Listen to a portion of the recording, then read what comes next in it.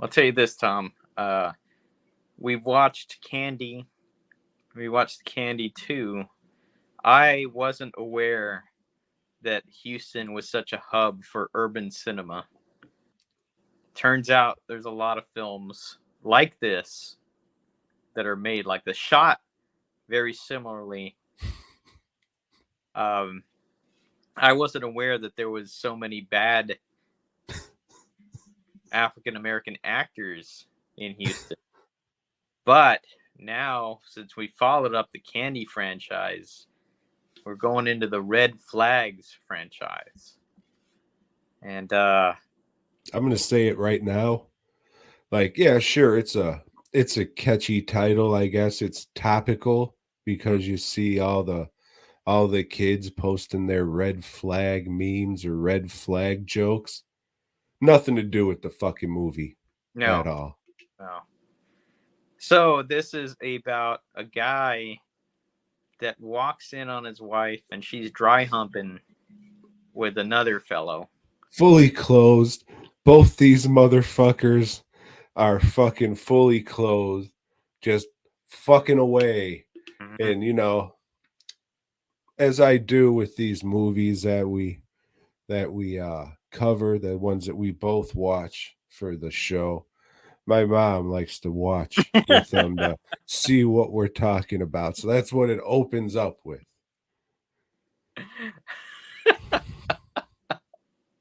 So yeah, he had brought her dinner and he drops the bag and she's like, "What are you doing here?" "Yeah, brother, what are you doing here?"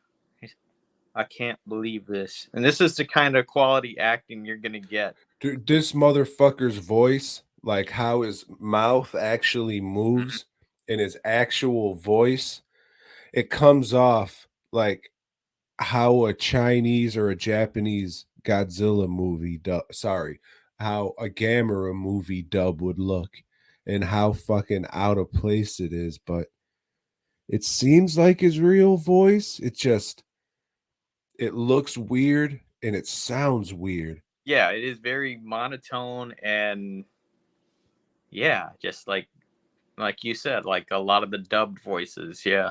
Yeah, that's a good It's like, description of it. was this whole thing ADR'd by somebody else?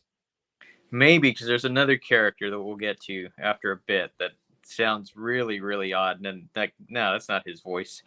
But so yeah, the guy that was doing the dry hump and he's gonna leave, and he's already Hey got it. man, I didn't do anything here. I got nothing to do with I this. got to go, and he doesn't have to put his clothes back on because he was dry humping. You see, but But however, they do make sure to show a close up of him zipping his fly up just in right, case you weren't sure that the penis actually went in. right.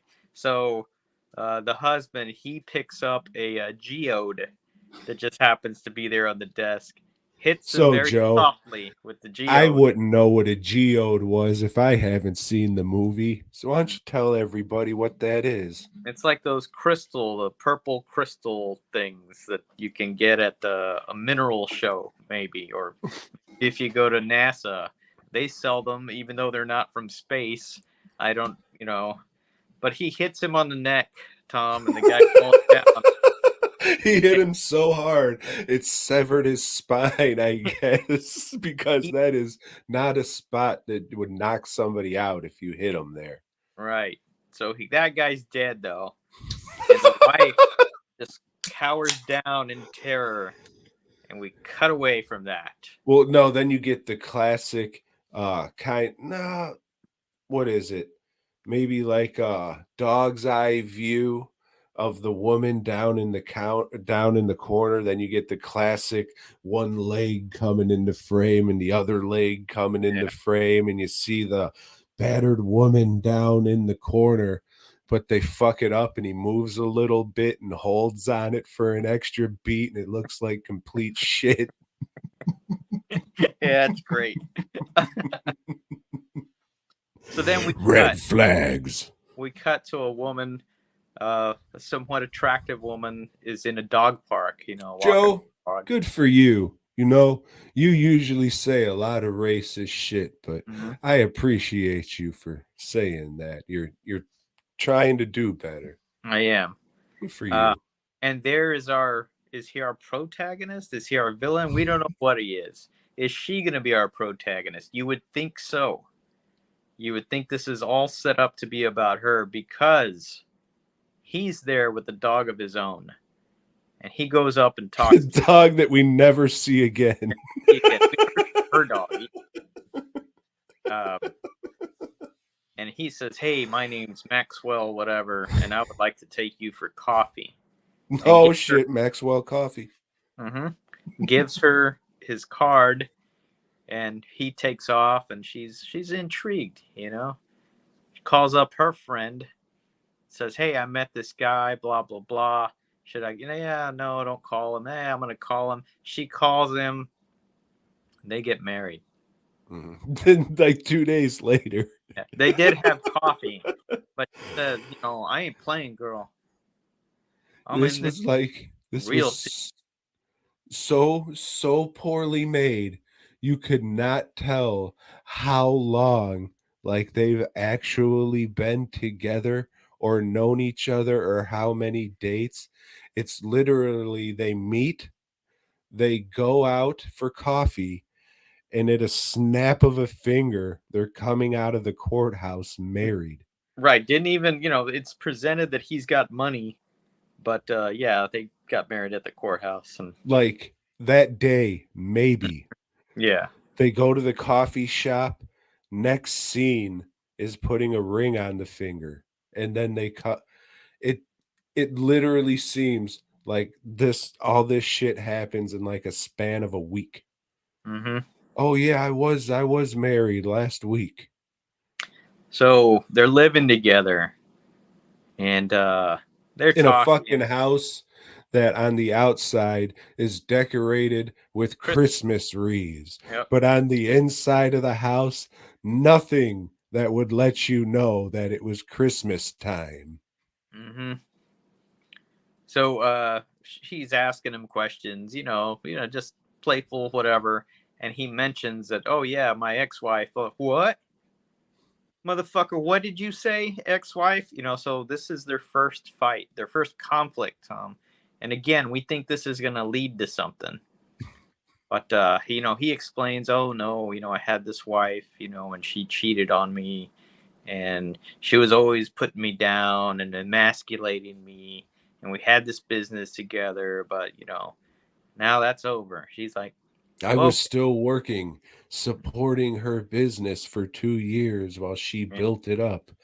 And then she told me to get fucked, and then she did. Yeah. So she's like, all right. But there's the drop of the note from the music, doom, and he just looks at her kind of mad. You know? So what he starts doing is making tea for her so she can pass out, and he can go out on the streets of Scrooston, as Tom calls it. But you gotta say he gets like a pill bottle, crushes up pills on the counter, just leaves the bottle right by the cups. This never comes back. Mm-mm. Like she never finds out she was getting drugged. She never like finds a pill bottle and like it doesn't amount to shit. This is terrible storytelling, terrible filmmaking. Dog. He starts picking up women and killing them, and In the fucking daytime because they don't have a budget for a fucking lighting kit that would be acceptable for but the first nighttime. one was at night, Tom. Give But him that's because they were in that shopping complex with all the lights around. so now we're introduced to two cops that are working the case of these missing girls, and one of them's a hefty older gentleman that yeah, this case is really getting to him, and he's saddled with a partner that I thought was black, but maybe not. Maybe he's just one of these really light skinned guys. I couldn't tell, but this guy's voice is clearly dubbed. Clearly dubbed. It's just the weirdest sounding shit. Uh, I like to call him Mexican Harry Carey. maybe, but we do get a Mexican later on. We'll get to that. Uh, so yeah, they're on the case. They're not having any luck. You know, they bring in a couple people to interview them, and one of the guys that they come in and interview, he's pretty funny. Uh, Check out my fuck tape, dog. yeah, Dude yeah, looks like the fuck, dude. This mo I'm sure, sorry, dog, but you know the deal. He has like a big scar on his nose, and it looks like something happened to his nose. Like maybe it was bit off by a dog or something, and they had to do plastic surgery because now he looks like the crypt keeper, where his fucking nose is just like the tits missing and it's all fucking up and shit. He looks like a goddamn ghoul, Joe. but he probably has the best performance in the movie. Um, okay, then more of this guy killing, more of this, woman like not doing anything, not Hey, that sketch on the TV looks exactly like yeah. you. There's that. Oh, that must be. I gotta call my dad and see if I have any brothers out there I don't know about. Hey, the car that they're saying this guy who looks exactly like you is the car that you're driving. Oh, let me show you why it can't work. And then he fucking has her take the keys and turn it on, and the car doesn't turn on, Joe. It And you doesn't. know what we never see?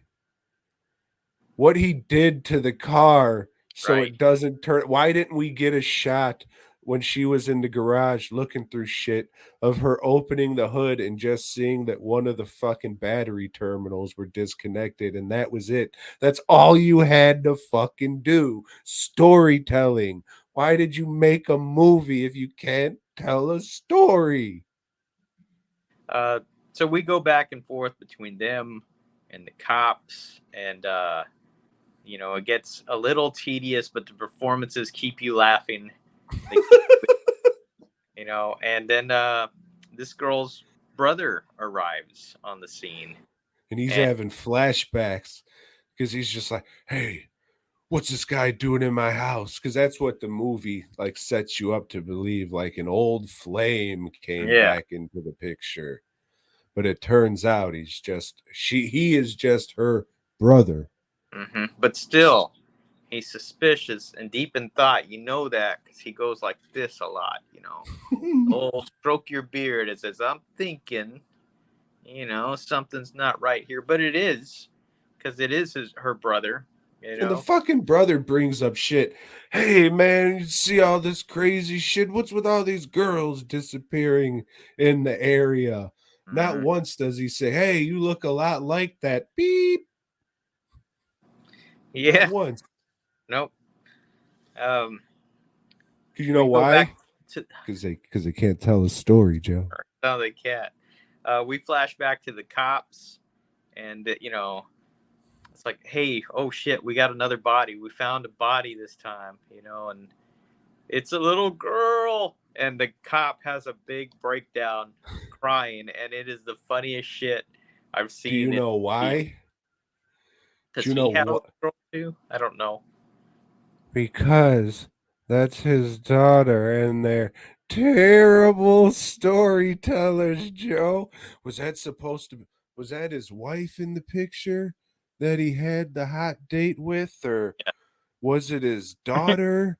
Because the picture doesn't really look like it, so we're Doesn't just look like supposed a to. lady. It looks like a Yeah, little girl, but he does point to the picture and say, "No, I got a date with my wife." You know. yeah, but it turns out the one who was killed was his daughter, Oh, see, and I didn't that's catch why, that. yeah, I was because too busy there, laughing at his breakdown. You no, know. you didn't miss it. You just had to think about it because they weren't telling you because they're terrible filmmakers, Uh, Joe, and they don't know how to I tell a wasn't about story. thinking about shit, Tom, when I'm watching this. So the girl goes out to test the car again. Oh, it's still not turning on. But what? There's some tire tracks and some dirt on the tires. What? Then she finds a box by the laundry that has maybe some trophies or some articles in there. But shit, the husband shows up. The husband shows up. And And, hugs her, and then it and cuts to black. And then he's at the Sorry, and then it airport. cuts to African American. He's at the airport. Not any airport though, Yeah. but Houston International George Bush Airport. You sure it wasn't Hobby? But No, anyway, I drove that roll thing a credits. few times. Yep. Roll credits because he's on the run. We'll find out where he goes, maybe, if they have the same actors like they didn't do in Candy. We'll see. We'll see what this guy's up to in Red Flags 2 next week. Did you notice how there really wasn't more than 3 actors on screen at once? Yeah. And It's yeah, because of COVID, you see. the warehouse that was substituting for police department. At one point, they just shot it in someone's kitchen. And that motherfucker, good old Mexican Harry Carey, he had to hold that fucking takeout thing in his clean ass spoon like he was eating shit out of that empty fucking box. Oh man, this was a piece of shit, but god damn did I laugh often and heartily. Yeah, this like Tom said, the storytelling's bad, but it's fun. It is fun. It is like so poorly acted. Uh, I just got a kick out of it, and it's not very long. It's like an hour and 10 minutes, so it's not like 75 minutes. you're not investing a shitload of time.